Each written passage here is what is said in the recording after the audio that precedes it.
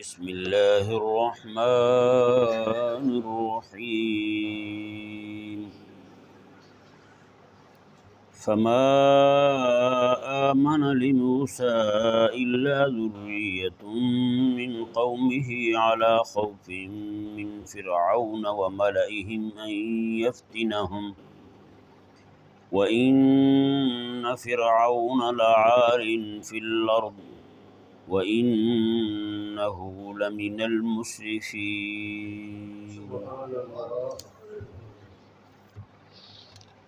اس آیہ مبارکہ میں اللہ تبارک و تعالی نے حضرت سیدنا موسیٰ علیہ نبینا و علیہ السلام کی عظیم دینی جد و جہد اور اس کا نتیجہ برآمد ہونے کا ایک تھوڑا سا خاکہ بیان فرمایا۔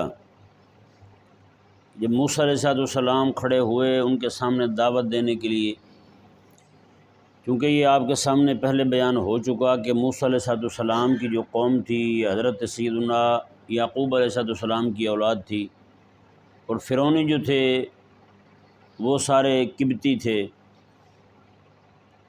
یہ جو ہیں حضرت موسیٰ علیہ السلام کی قوم، حضرت یعقوب علیہ السلام کی اولاد، پھر اسحاق علیہ السلام کی، پھر حضرت ابراہیم علیہ السلام کی اولاد تھے سارے۔ تو اب موسیٰ علیہ السلام کی قوم جو تھی، ان کی قوم میں وہ کہ کچھ لوگ جو ہیں وہ بھی فرعون کو نعوذ باللہ خدا ماننا شروع ہو گئے تھے، لیکن اکثریت ایسے لوگوں کی تھی جو اللہ تبارک و تعالیٰ کی توحید کے ماننے والے تھے۔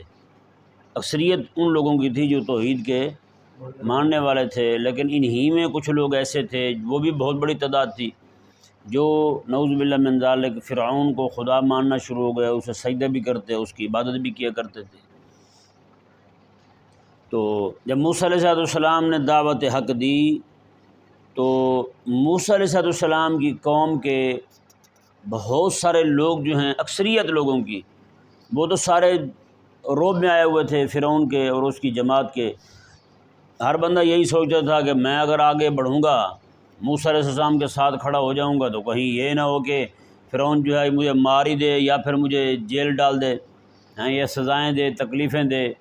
یہی ہوتا ہے نا، ہر دور میں لوگوں کو یہی ڈر رہتا ہے کہ کہیں یہ نہ ہو کہ میں آگے بڑھوں تو لوگ مجھے ماریں، حکمران جو ہیں وہ مجھے تکلیف دیں گے، اذیت دیں گے، جیل میں ڈال دیں گے، تو مجھے کیا پڑی ہے، اس تکلیف سے چھوٹی تکلیف ہے یہ والی۔ آج پوری قوم جو ہے نا وہ اذیت کا شکار ہے، پوری قوم تکلیف میں ہے، جی کھانے کو روٹی نہیں میسر آ رہی ان کو، خواتین جو ہیں بیچاری وہ خودکشیاں تک کر رہی ہیں، اپنے بچوں کو مار کے اپنے آپ بھی اپنا گلا گھونٹ رہی ہیں، جی زہر کی پوڑیاں کھا رہے ہیں لوگ۔ کیوں کھا رہے ہیں؟ اس کی وجہ یہی ہے کہ ظالم کے خلاف کھڑے ہونے کی ہمت نہیں رہی ہے ان کو، ظالم کے خلاف کھڑے نہیں ہو رہے، جبر اور استبداد کے خلاف نہیں کھڑے ہو رہے، استحصال اور استحصال کے خلاف کھڑے نہیں ہو رہے، جی ظالموں کا پنجہ توڑنے کی کسی کو ہمت نہیں ہے۔ ہاں اپنی جان دینا ان کو آسان لگتا ہے، اپنی جان دینا ان کو آسان لگتا ہے۔ تو یہی کچھ حال اس وقت کے لوگوں کا بھی تھا۔ حضرت موسیٰ علیہ السلام کی جو قوم تھی وہ بھی ظلم، جبر، تشدد، جی اور اس طرح کی ناجائز پابندیاں، ناجائز ٹیکس وہ برداشت کیے ہوئے تھے، لیکن ظالم کا ہاتھ روکنے کی کسی کے اندر ہمت نہیں تھی۔ حضرت سیدنا موسیٰ علیہ نبینا و علیہ السلام نے جب دعوت حق دی تو ساتھ ہی آپ نے یہ بھی مطالبہ کیا، دعوت توحید کے ساتھ آپ نے یہ بھی فرمایا فَأَرْسِلْ مَعَنَا بنی اسرائیل، بنی اسرائیل کو چھوڑ دے، تو انہیں ان کو چھٹی دے دے، میرے ساتھ بھیج دے، میں تیری حکومت سے نکل جاتا ہوں اپنے بندوں کو لے کر، بنی اسرائیل کو لے کر کے یہاں سے میں چلا جاتا ہوں، اور جس کسی ملک میں جب ہم چاہیں گے، جہاں ہم چاہیں گے وہاں چلے جائیں گے، وہاں ہم رہائش اختیار کر لیں گے، لہذا ہم تیرے ملک میں نہیں رہیں گے، تو تو مہربانی کر یہ ہمارے بندے بھیج دے ہمارے ساتھ بس، یعنی ان پر ظلم و جبر کا جو سلسلہ ہے وہ ختم کر دے اور ان کو چھٹی دے دے، یہ میرے ساتھ چلے جائیں۔ اللہ اکبر کبیرہ۔ یہ دیکھیں ظلم اور جبر کے خلاف جب پوری قوم ظلم اور تشدد کا شکار ہو چکی ہو، عین اس وقت میں اللہ تبارک و تعالی اپنے پاک پیغمبر حضرت موسیٰ علیہ السلام کو جہاں دعوت توحید کا حکم دیتا ہے، وہاں پر ان کی قوم کو ظلم سے بچانے کا بھی حکم دیتا ہے، ظلم سے بچانے کا بھی حکم دیتا ہے۔ تو میں بھی ان علماء اور پیران کرام جو ہیں جن کی سنی جاتی ہے ان کی خدمت میں عرض کرتا ہوں کہ جناب آپ کے ذمے جو ہے نا صرف ہاتھ چموا کے پیسے بٹورنا نہیں ہے، آپ کے ذمے پوری قوم جو اس وقت ظلم کا شکار ہو چکی ہے ان کو ظلم سے بچانا بھی ہے، ان کو ظلم سے نکالنا بھی آپ کے ذمے ہے۔ لیکن کیا کریں، چھوٹے بھی ڈر رہے ہیں، بڑے بھی بیٹھے ڈر رہے ہیں، جن کے پیچھے کروڑوں لوگ ہیں وہ بھی اٹھنے کا نام نہیں لیتے، وہ یہی سمجھتے ہیں یار ہمارا نظام چل رہا ہے ہمیں کیا لگے، اور غریب جو ہے وہ غریب تو ویسے غریب ہے۔ اللہ اکبر۔ اب ظالم قوم جو ہے نا، ظالم قوم، اس کے ظلم کا شکار جو لوگ ہوتے ہیں ان کے بھی دو گروہ بنتے ہیں۔ کتنے گروہ بنتے ہیں؟ دو گروہ بنتے ہیں۔ ایک گروہ وہ ہوتا ہے جو بیچارہ ڈر کی وجہ سے نہیں اٹھ سکتا، ان کو ڈر ہوتا ہے کہیں یہ نہ ہو کہ پکڑے جائیں، مارے جائیں، رگڑے جائیں۔ اور دوسرا گروہ وہ ہوتا ہے جن کو ظالم لوگ جو ہیں اپنی طرف سے سہولتیں دیتے ہیں، آسائشیں دیتے ہیں، حکومت میں بڑے بڑے عہدے دے دیتے ہیں، چلو بھی خیر ہے تمہیں عہدہ دیتے ہیں تو تم جو ہے نا حکومت کا حصہ بن جاؤ تو پھر کوئی مسئلہ نہیں ہے، جی وہ بھی راضی رہیں گے۔ اچھا، ان کو جن کو حکومت میں عہدے دیے جاتے ہیں ان کو بھی کسی مشن کے تحت عہدے دیے جاتے ہیں تاکہ مظلوم قوم جو ہے ان کو اگر پیٹا بھی جائے تو اسی مظلوم قوم کے اپنے لوگوں کے ہاتھوں پیٹا جائے۔ ان کو عہدے دینے کا مقصد بھی یہی ہوتا ہے۔ میں یہ مسئلہ آپ کے سامنے رکھنے سے پہلے آپ کو صرف مثال دینا چاہتا ہوں تاکہ آپ کو بھی سمجھنا آسان ہو جائے۔ انگریز جب یہاں ہندوستان میں قابض ہوا تھا تو کیسے قابض ہوا تھا؟ جی وہ ایسے تھوڑی ہو گیا تھا، یہاں کے کچھ غدار، کچھ حرام خور اس کے ساتھ ملے تھے، انگریز نے ان کو بڑے بڑے اپنی حکومت میں عہدے دیے تھے، وہ عہدے لے کر کے، مراعات لے کر کے اپنے مفاد کے لیے وہ حکومت کے ساتھ مل گئے، انگریز کے ساتھ مل گئے، مسلمانوں پر قابض ہو گئے۔ اب جتنا بھی ظلم مسلمانوں پر کیا کرتا تھا انگریز وہ انہی کے ہاتھوں کروایا کرتا تھا۔ اب باقی انگریز کا دور تو خیر پرانا ہے جی، آپ اپنے دور کو دیکھ لیں۔ آپ کیا سمجھتے ہیں یہاں پہ جتنے بھی حکمران بنتے ہیں وہ آپ کے ووٹوں سے بنتے ہیں؟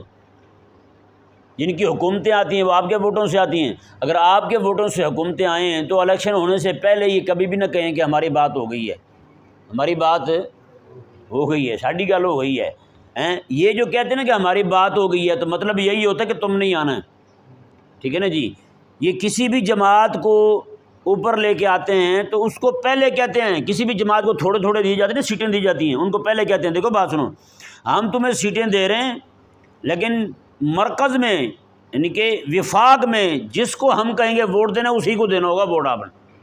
یہ پہلے پابند کیا جاتا ہے، حکومتیں پہلے بانٹ دی جاتی ہیں، الیکشن کا تو ڈھونگ رچا جاتا ہے۔ یہ تو قوم پر ظلم کیا جاتا ہے، کس بندے کو واقفیت نہیں ہے ان کے ظلم سے یار۔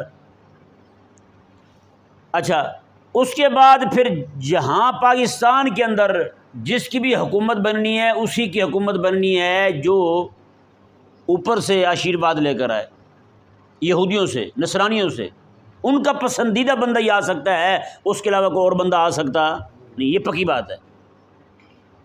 اور یہی وجہ ہے جس طرح اس وقت انگریز نے ان کو مراعات دی تھی، سہولتیں دی تھی، سارا کچھ جگیریں دی تھیں، بڑے بڑے پیروں کو جگیریں ملی ہیں یار، بڑے بڑے لوگوں کو جو غدار بنے تھے ان کو کئی سینکڑوں کے حساب سے ایکڑ ان کو دیے گئے ہیں زمین کے، لو جی مزے کرو تم چپ رہو بس۔ آپ کبھی تاریخ اٹھا کے دیکھیں نا جی، شاہ محمود قریشی کے دادا جان قبلہ جو ہیں جن کے مزارات پہ لوگ فاتحہ پڑھ کے اپنی مشکلات حل کرواتے ہیں، ان کا بھی کام یہی تھا، ان کا بھی کام یہی تھا، انگریز کو مخبریاں کرتے تھے۔ اور اس کے علاوہ بہت سارے لوگ تھے، امیر جگیردار لوگ جو ہیں، یہ سارے یہ زداری کے وڈیرے جو ہیں یہ سارے یہی کام کرتے تھے، انگریز کو مخبریاں کرتے تھے، فلاں مولوی، فلاں عالم، فلاں بندہ جو ہے تمہارے خلاف جہاد کرنے میں شامل ہو رہا ہے، لہذا اٹھاؤ اسے۔ ہمارے علماء کو جو پھانسیاں دی گئی ہیں دلی سے لے کر پشاور تک جی، سڑک کے دونوں کنارے کوئی ایک درخت ایسا نہیں تھا جس پہ 4 5 7 جو ہے نا علماء کو لٹکایا نہ گیا ہو۔ اور یہ وہ بات ہے جو گواہی ہے انگریز کے اپنے گھر کی، انگریز کے اپنے گھر میں یہ بات لکھی ہوئی ہے۔ لندن کی لائبریریوں میں آج بھی وہ کتابیں موجود ہیں جن کے اندر انگریزوں نے خود اپنی خود جو ہے نا وہ دیکھی ہوئی باتیں لکھی ہیں، ہم نے یہ دیکھا ہے وہاں پہ علماء کے ساتھ یہ ہوا ہے۔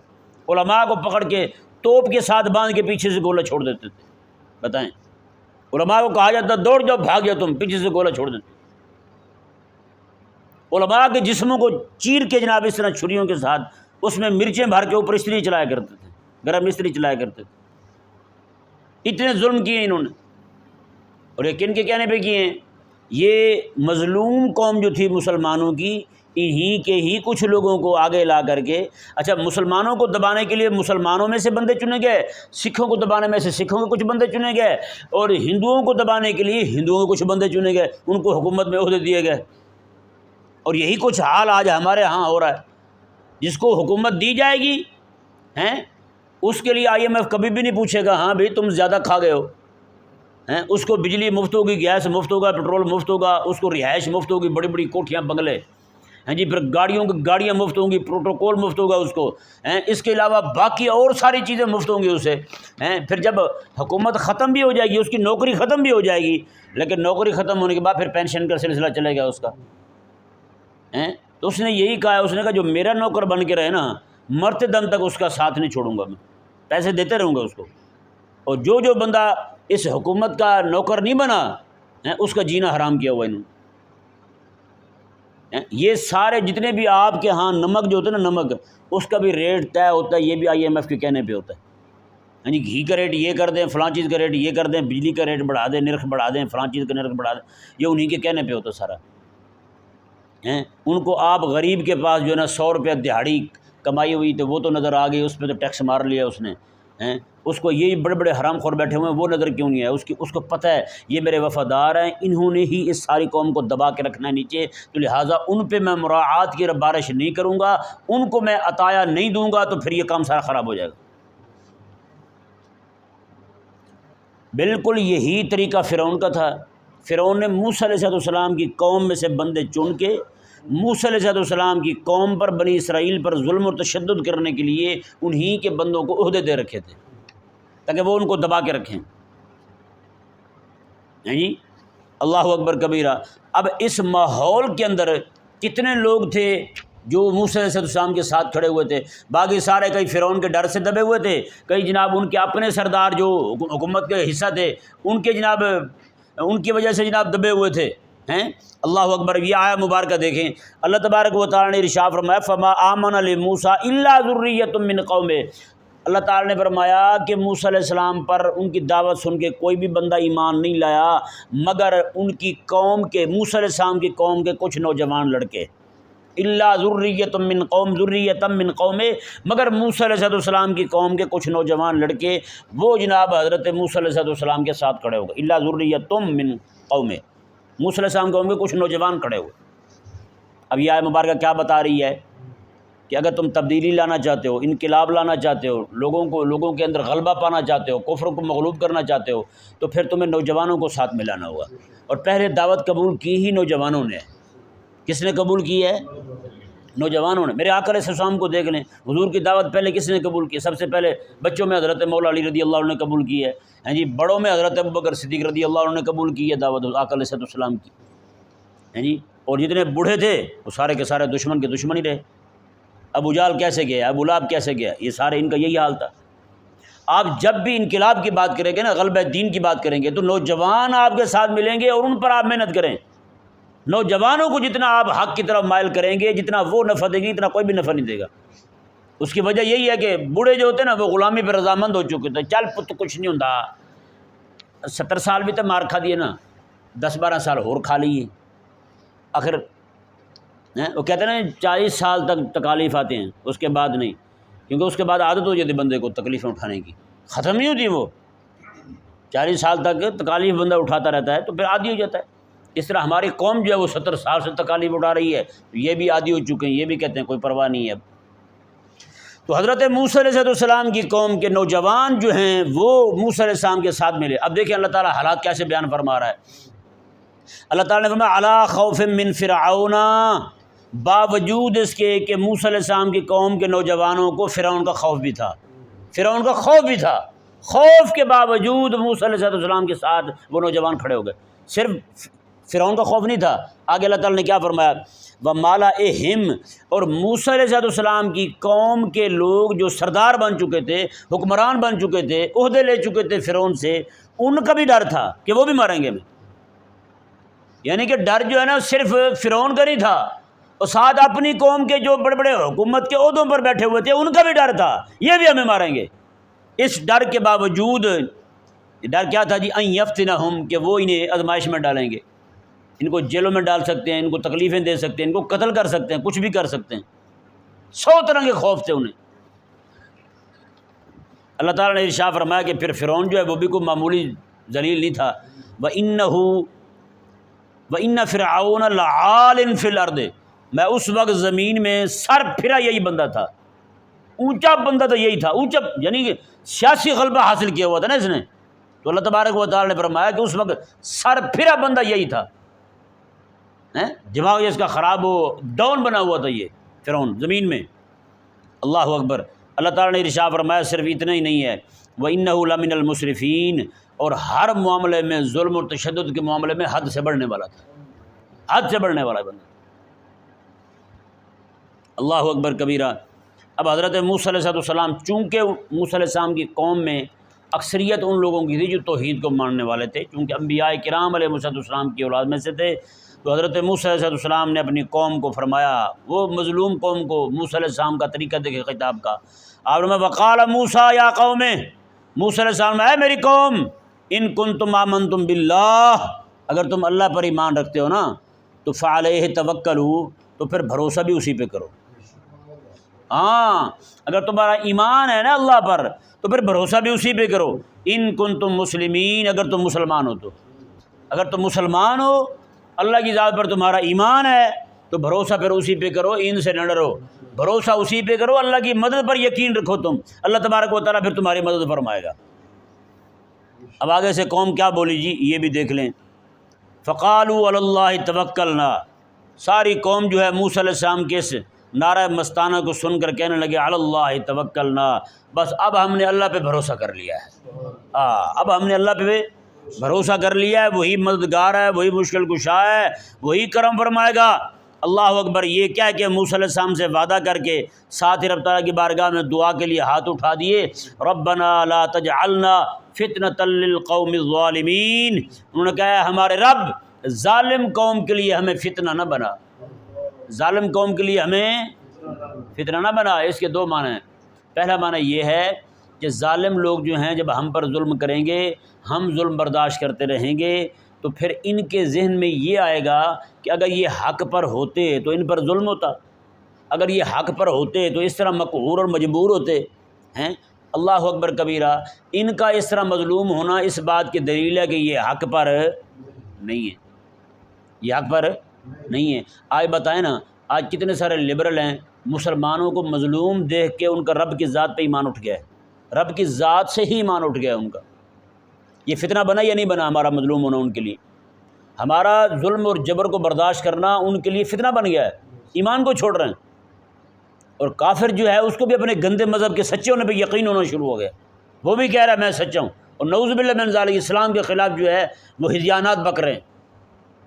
اور یہی وجہ ہے کہ ان ذلیلوں کو اپنا سچا ہونا اتنا یقین ہو گیا اور ہمارا جھوٹا ہونا اتنا یقین ہو گیا ہے کہ ہمارے کتاب قرآن کریم کو نعوذ باللہ آگ لگا رہے ہیں وہ چوڑے۔ بتائیں، ہمارے حبیب کریم علیہ السلام کی گستاخیاں کر رہے ہیں اور سر عام کر رہے ہیں، اور حکومتوں کی حکومتیں کر رہی ہیں گستاخیاں۔ ایسے تھوڑی ہوا یہ۔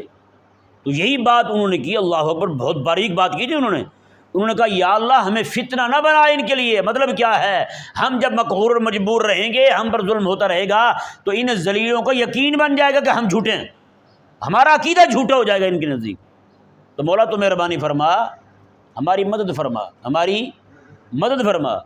تو وہی حالات ہو چکے ہیں آج ہمارے ساتھ، ہاں جی، ہم بھی ظلم پہ ظلم سہے جا رہے ہیں، ملکوں کے ملک ہمارے ہاتھ سے جا رہے ہیں، مسلمانوں کے مسلمان لاکھوں کی تعداد میں مسلمان شہید ہو چکے ہیں، ہو رہے ہیں روزانہ، سینکڑوں نہیں ہزاروں کی تعداد میں مسلمانوں کو شہید کر دیا جاتا ہے، اور کافر کو یقین ہو گیا کہ یہ جھوٹے ہیں،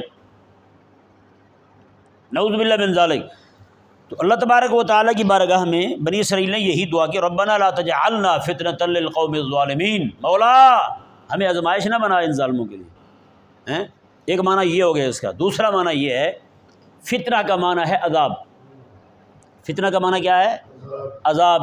یا اللہ ہمیں ان کے لیے تختہ عذاب نہ بنا، تختہ مشق نہ بنا کہ یہ ہم پر عذاب نازل کرتے رہیں، ہمیں مارتے رہیں، پیٹتے رہیں۔